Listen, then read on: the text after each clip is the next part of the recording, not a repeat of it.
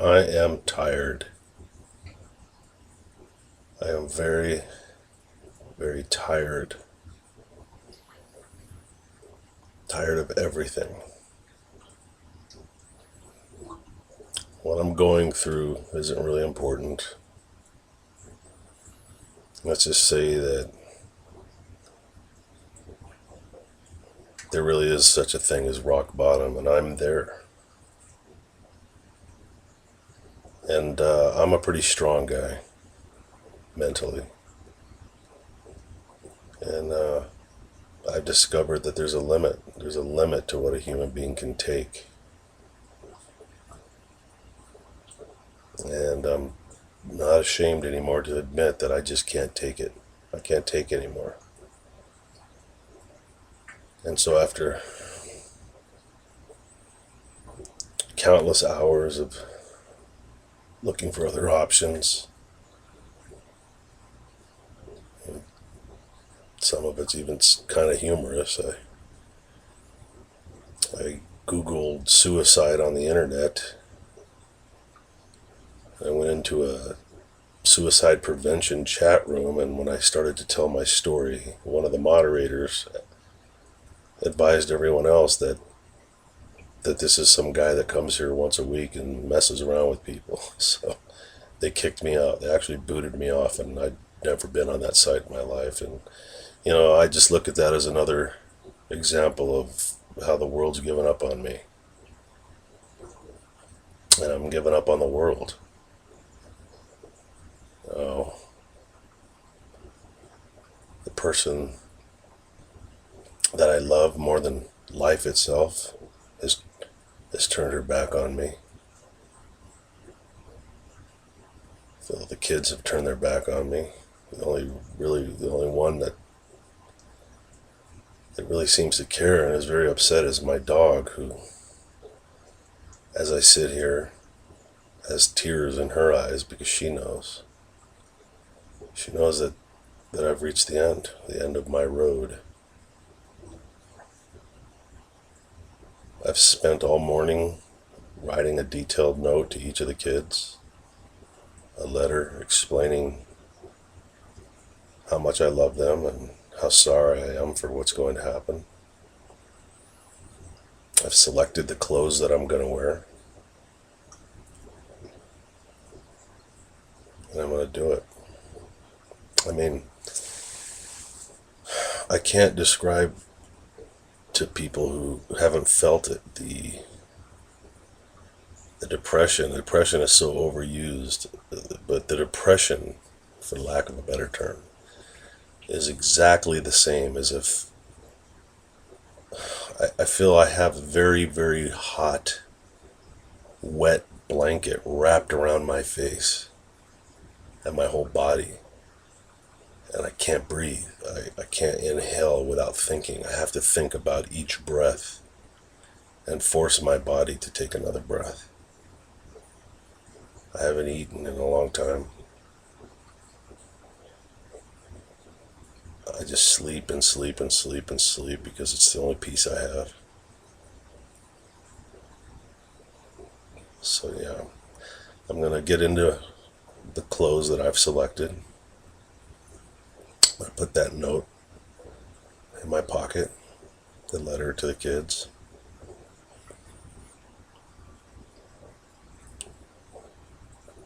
I'm going to get in my wheelchair because I'm suffering a very serious injury right now, and I know that some of you may say, well, that's probably why you're depressed. It's part of it, but there's a lot of it. There's a lot of physical pain. There's some emotional pain, betrayal beyond explanation. And the reasons don't even matter. It's the end of the road for me. So I'm going to get in my wheelchair. I'm going to roll over to my car keys. I'm going to say goodbye to my dog, which I really feel sorry for. And I'm going to drive to the Los Angeles County Coroner's office. I'm going to pull into their parking lot. I'm going to put this gun into my mouth, and I'm going to turn the lights out. making it easy for everybody. You just wheel me in and put a tag on my toe. There won't be much left in my face because I'm going to blow my fucking brains out and hope for something better on the other side.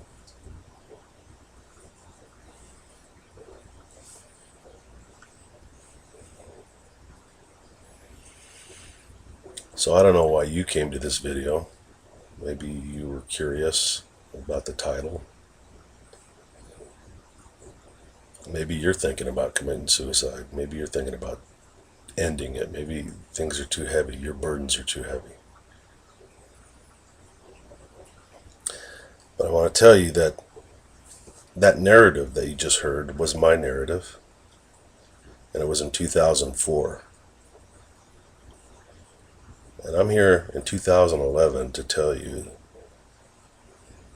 that I didn't make that drive to the coroner's office. And I didn't use this gun.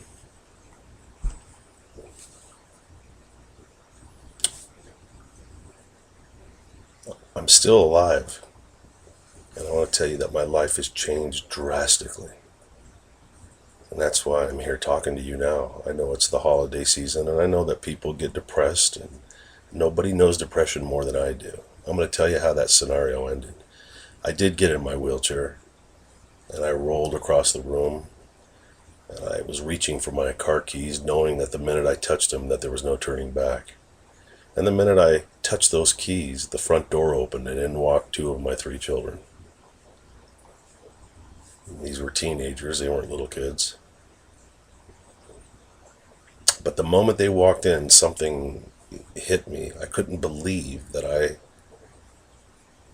former paratrooper, a retired Los Angeles police officer, a leader, a strong person, I couldn't believe that I was going to do that to them, that I was going to burden them and sentence them to a life of questions and just, my own sister, Sandra Jean Weiss. I made a website years ago. You can Google that. Sandra Jean Weiss. She committed suicide. 1992. She threw herself out of her window in New York City. I know suicide well. As a former cop, I've certainly seen enough of them. I can't count how many I've seen. And yet there I was on that day, prepared to blow my brains out. And I am on YouTube now to give you a message. Those of you who have considered or are considering such an action. You're watching this video because you're still reaching out, just like I did when I went on the internet and went to the suicide prevention chat room or discussion group, which means there's still something in you that wants to stop you from what you're going to do. Now, nobody ultimately can stop you from committing suicide but you, and I want to tell you something. I want to give you something to think about. No matter how hard it is to breathe right now, and no matter how deep your pain is, nobody's felt pain deeper than I have. No human being. You can't survive one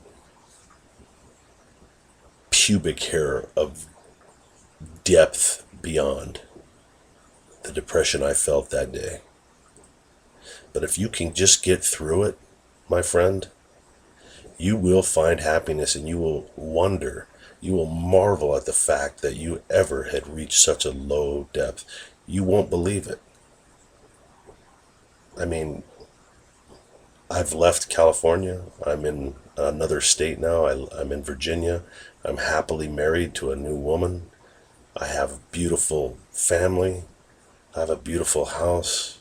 Go watch some of my videos that I have on this page. And you'll see videos. Maybe you'll see my beautiful golden retriever. That's not the same dog I had back then. But I'm here to tell you that you just have to keep moving. When I was going through my moments of my dark, low moments, I used movie type things in my mind as metaphors of my life, and I considered that dark time like almost what you see on Saving Private Ryan. That when the ramp dropped and they had to move across the beach, they had to keep moving, because if they didn't move, they were going to die where they were. And they had to move, move, move. And that's what you have to do. And I don't mean physically move. I mean you have to mentally and emotionally move. You've got to keep living and keep breathing and keep moving in your life and move out of this dark valley you're in. I know the valley you're in because I've been in that valley.